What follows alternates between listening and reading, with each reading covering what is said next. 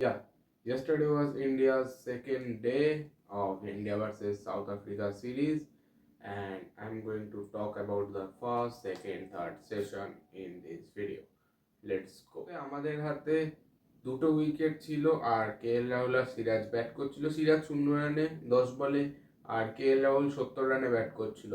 সেখান থেকে আমরা কে এল রাহুলকে 101 করতে দেখি, 208 রানে 8 উইকেট পড়েছিল আমাদের। সেখান থেকে 245 রান অব্দি কে এল রাহুলের একটা ব্রিলিয়ান্ট নক আসে। 245 রানে আমাদের অল আউট হয়ে যায় ইন্ডিয়া। অ্যান্ড তারপর আসে সাউথ আফ্রিকা ব্যাট করতে, কিন্তু সাউথ আফ্রিকার ব্যাটিংয়ের সময় আমরা ডিন এলগারকে কোনোভাবে নাড়াতে পারি না। ডিন এলগার একা ওয়ান ম্যান আর্মি হিসাবে 143 রান করে রেখে দিয়েছে। South Africa 256 for 5। আমরা পুরো বোলিংয়ের সময় শুধু শুরুর দিকে একটা উইকেট পড়লো, এডেন মার্করাম আউট হলো, তারপর শান্তি, তারপর আবার দুটো আউট হলো, আবার শান্তি, তারপর আবার সেই শেষে থার্ড সেশনের একদম শেষ দিকে এসে আরও দুটো উইকেট পড়লো। তখন একটু রানের চাপ লাগলো, না হলে শার্দুল ঠাকুর, প্রসিদ্ধ কৃষ্ণা এরা দুজন মিলে একদম খোলা হাতে রান লিক করে গেছে। যেভাবে এরা দুজন রান লিক করেছে, কোনো ওডিআই ম্যাচেও এরকমভাবে রান লিক হয় না। পরপর 4-6-4 যেরকমভাবে ফিল্ডিং সেট রয়েছে, ফিল্ডিং অনুযায়ী কোনো রকমই বোলিং করেনি। হ্যাঁ, প্রসিদ্ধ কৃষ্ণার বোঝা যায়, প্রসিদ্ধ কৃষ্ণার ফার্স্ট ম্যাচ একটু ভুল হবে, একটা প্রেশার থাকে। শার্দুল ঠাকুর বাউন্সারের চেষ্টা করছে, যেটা বুকের হাইটে আসতে হয়ে যাচ্ছে। শার্দুল ঠাকুরের সেই পেস নেই যে পেসে ও বিট করে দেবে, যে বাউন্সারে বিট করবো মাথার উপর দিয়ে, ওরকম আসছে না ব্যাপারটা। বুকের কাছে আসছে, ডিন এলগারের বল কাট করছে, টনি রিজার্জিকে বুকের কাছে বল দিচ্ছে, পুল মেরে যাচ্ছে, ওরা খালি পুল মারছে, আসতে বল বাইরে যাচ্ছে। ডিন এলগারকে দেখে মনেই হচ্ছে না যে ওর এটা লাস্ট সিরিজ। এই সিরিজের পর ও রিটায়ারমেন্ট নেবে। 143 রান। আমার অ্যালিস্টার কুকের কথা মনে পড়ে যাচ্ছে। অ্যালিস্টার কুক এরকম খেলেছিল লাস্ট ম্যাচে, মানে আলাদাই খেলছে ডিরেলার। হ্যাঁ, কিন্তু কে এল রাহুলের থেকে ক্রেডিট কোনো রকম ভাবে আমরা কেড়ে নিতে পারি না। কে এল রাহুল একটা দুর্দান্ত খেলেছে কালকে থার্ড সেশনে, যেখানে ব্যাটিং করাটা খুবই মুশকিল হয়ে যাচ্ছিল, সেখানে দাঁড়িয়ে কে এল রাহুল পরপর বুমরার সাথে, তারপর সিরাজের সাথে, শার্দুলের সাথে, প্রসিদ্ধ কৃষ্ণার সাথেও অল্প একটা 6 না 7 রানের একটা ছোট্ট একটা 6 দিয়ে 50 করেছে, ওটা ছিল একটা সিঙ্গেল ছিল। কিন্তু এই যে ছোট ছোট ছোট ছোট করে আমাদের রানটা এটা 150 থেকে 245 অব্দি গেছে আমি মনে করি। কারণ 250, 245 এত এই রানটা কিন্তু এইরকম সেঞ্চুরিয়ানের পিচে একটা খুব ভালো একটা জায়গা দিয়েছে ইন্ডিয়াকে, যে হ্যাঁ উই ক্যান ডিফেন্ড।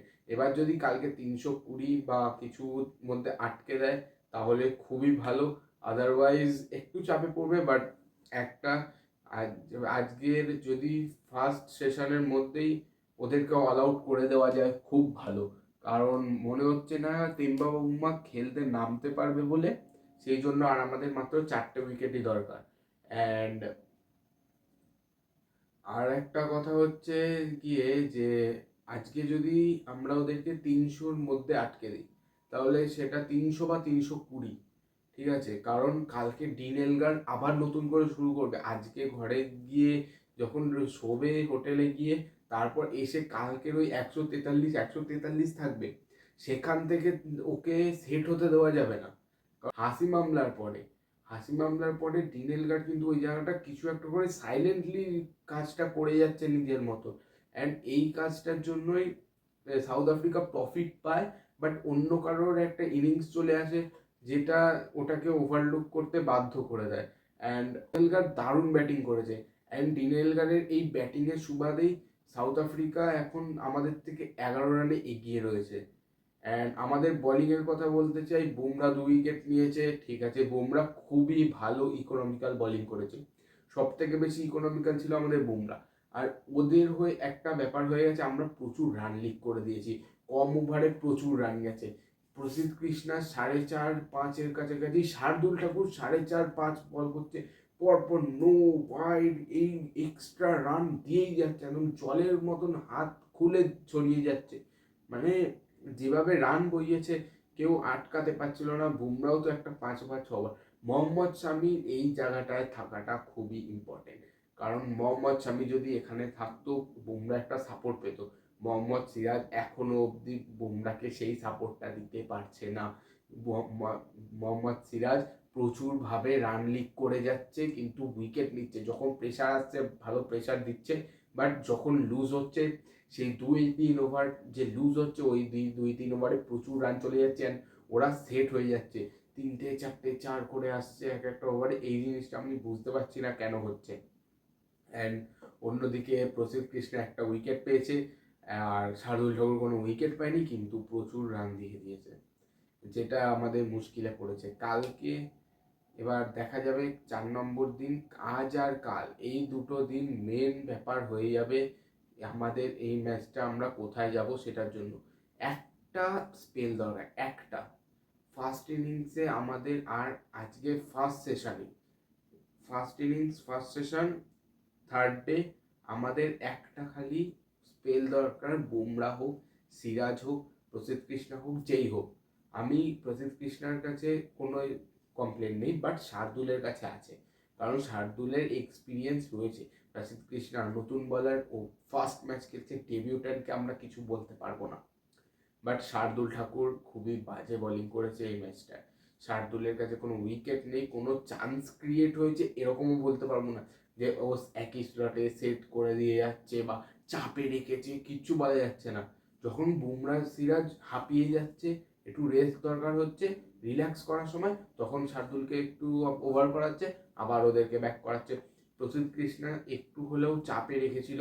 হ্যাঁ, প্রসিদ্ধ কৃষ্ণা শুরুর দিকে অনেকটা মার খেয়ে গেছিল, সেটা পরের দিকে এসে ধীরে ধীরে রিকভার করে নিয়েছে।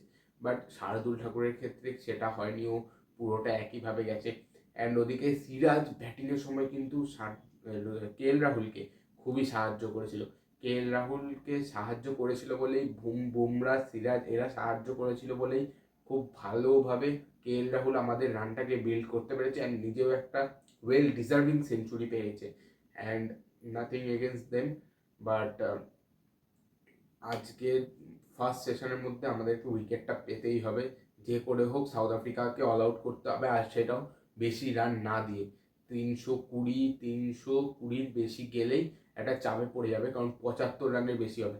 অ্যান্ড তারপরে সেকেন্ড থার্ড সেশনে আমাদের মধ্যে রোহিত শর্মাকে খেলতেই হবে, যে করে হোক। আর কেউ না, বিরাট কোহলি তো এসে ধরবে ম্যাচটা। বিরাট কোহলি ফার্স্ট, আমাদের যে 3জন রয়েছে রোহিত, যশস্বী, শুভমান, এদের 3জনকে মিলিয়ে মোটামুটি 150 থেকে 200 রান করতে হবে। একজনের থেকে সেঞ্চুরি দরকার। এবার সেটা নিজের সেঞ্চুরি হবে না, সেই রানটা এবার যোগ হবে টিমের জন্য, যেটা ওই যে 75 বা 70 বা 60 এই রানটাকে কভার আপ করবে। একজনের 50 রান দরকার, যেটা আলাদা করে একটা পাঞ্চ দেবে যে মিডিল অর্ডারকে, যে হ্যাঁ you can play with your bat, have to give them the confidence that you can play that shot. Rohit Sharma gave that in World Cup. That's why Virat Kohli played that type of knocks, that tones. Obviously Rohit Sharma যদি ওখানে গিয়ে প্রথমেই struggle করা শুরু করে দিত, পরের ব্যাটসম্যানরা obviously ভয় পাবে। আমি এখানে ইডেনের কথা বলতে চাই। ইডেনে রোহিত শর্মা যেভাবে খেলছিল, বিরাট কোহলির 49 নম্বর সেঞ্চুরি সাউথ আফ্রিকার এগেনস্টে ইডেনে এসেছিল, রাইট? ইডেনে রোহিত শর্মা প্রথমে খেলেছিল 80 রান মতন করেছিল, 80 না, রোহিত শর্মা 80 করেনি, ও ফার্স্ট 10 ওভারে ওরকম 70-80 রানের মতন ছিল। বাট তারপরে 11 থেকে 20-তে দেখা যাচ্ছে বিরাট কোহলি আসতে খেলছে, সবাই বলছে বিরাট কোহলি সেলফিশ, কিন্তু বিরাট কোহলি সেলফিশ হলো কেন? পরে যখন মিড কনফারেন্সে, যে ফার্স্ট ইনিংস আর সেকেন্ড ইনিংসের মাঝখানে যে পোস্ট ম্যাচ বলছে তো মিড ম্যাচ কনফারেন্স হয়, মিড ইনিংস কনফারেন্স, তাতে গিয়ে বিরাট কোহলি বলছে কি যে না, রোহিত শর্মা যেভাবে ব্যাটিং করছিল, খুলে ব্যাটিং করছিল, আমরা ভেবেছিলাম যে এটা ইজি পিচ। বাট আমি গিয়ে যখন দেখলাম যে না, এটা ব্যাটিং করার জন্য অতটা ইজি পিচ নয়, সেই জন্য আমি একটু ধরার টাইম পেলাম, কারণ বোর্ডে স্কোর ছিল। এবার আমাদেরকে এতটাই স্কোর করতে হবে, মোটামুটি 400-র কাছাকাছি যেতেই হবে টোটাল স্কোর, তাহলে আমরা ওদেরকে 350-র মতো একটা টার্গেট দিতে পারবো। অ্যান্ড যেটা ফোর্থ ইনিংসে চেস করার জন্য খুবই একটা সহজ টার্গেট হবে না, বলবো না যে খুব কঠিন টার্গেট হবে। এইটাই যদি 400 চলে যায় টার্গেটটা, আমাদের রান যদি 450, 460, 470 চলে যায়, যদি রোহিত শর্মা, বিরাট কোহলি, শ্রেয়াস আইয়ার, KL রাহুল এরা অনেকে ট্যালেন্টেড প্লেয়ার রয়েছে, এক্সপিরিয়েন্স প্লেয়ার রয়েছে। শ্রেয়াস আইয়ার খুব এক্সপিরিয়েন্স প্লেয়ার, শুভমান গিল আর যশস্বী জয়সওয়াল ছাড়া, আর নিচের দিকে প্রসিদ্ধ কৃষ্ণা ছাড়া বাকি প্রত্যেকেই এক্সপিরিয়েন্স। আমাদের রবিচন্দ্রন অশ্বিনকে আমরা ইউজ করতে পারছি না। যেখানে যেখানে সামনে প্লেয়ার রাখো, অশ্বিনের কাজ হবে না, ও উইকেট পাবে না সেটা ও নিজেও জানে, যে আমি এখানে বল করে এরকম পিচে আমি উইকেট কিছুতেই পাবো না, যেখানে কোনো মিল নেই। পিচ পুরো মাঠের সাথে পিচের রং পুরো সমান প্রায়, এত সবুজ ঘাস, কিচ্ছু বলার নেই। অ্যান্ড পিচ তো খুবই বাজে করা যেতে, বাট সেঞ্চুরিয়ানের পিচ এরকম একটা এক্সপেক্টেড থাকে, বাট এতটাও না। And nothing to say more, so let's end this video here, but yes, জয় ইন্ডিয়া, যাও খেলা দেখো।